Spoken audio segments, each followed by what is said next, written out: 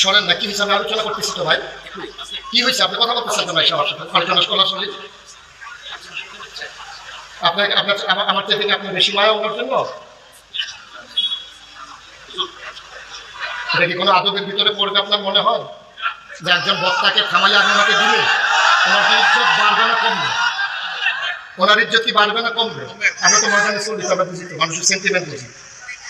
উনি যদি পাইতো 10,000 ভোট, আপনি কমাই দিচ্ছেন 5,000 ভোট, বাড়াইছেন না কমাই দিচ্ছেন। আমি তো বুঝি তো। উনি বসো, কাজ কি? ওয়াজ শুনবে, ওয়াজ বানানোর সময় পাইবে? ওয়াজ শুনো, লাস্টে গিয়ে কথা বলছি, সবাই করে না আমি মাহফিল হবে না। মানে কে বলছে এই কথা? কে বলছে এই কথা যে মাহফিল হবে না? কে বলছে? সাহস বেড়ে গেছে না?